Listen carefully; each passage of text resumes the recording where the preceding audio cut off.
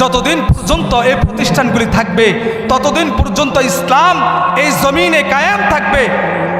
আর যদি এই প্রতিষ্ঠানগুলি আমাদের থেকে যদি চলে যায়, বর্তমান সময়ের দিকে তাকাইলে দেখা যায় যে বর্তমান সময়ে আমাদের যেই পরিমাণ ডিজিটাল যুগের ভিতরে সন্তানরা পিতামাতার সাথে খারাপ আচরণ করে, আজকে একটাই কারণ, সেই কারণটা হলো তারা দ্বীনের থেকে দূরে, ঠিক কিনা?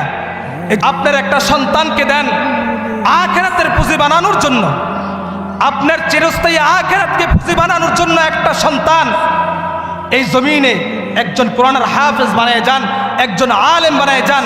আপনার মৃত্যুর পরে যেন আপনার সন্তান আপনার জানাজার নামাজটা পড়াইতে পারে। আমরা প্রত্যেকের একজন করে সন্তান দিব তো ইনশাআল্লাহ। আপনার 5টা সন্তান, একটারে ডক্টর বানাইছেন, একটারে ইঞ্জিনিয়ার বানাইছেন, একটারে হাফেজে কোরআন বানান, একটারে হাফেজে কোরআন বানান, যে হাফেজে কোরআন আপনার মৃত্যুর পরে আপনার জন্য দোয়া করবে, যে হাফেজে কোরআন আপনার মৃত্যুর পরে আপনার জানাজার নামাজটা পড়াবে, যে হাফেজে কোরআন আপনার মৃত্যুর পরে আপনাকে গোসল করাবে। মুহতারাম হাজিরিন, এই জন্য আমরা সবাই ইনশাআল্লাহ আমরা সবাই চেষ্টা করব আমাদের একজন করে একটা সন্তান আমরা এই দ্বীনি প্রতিষ্ঠানের ভিতরে দেওয়ার চেষ্টা করব।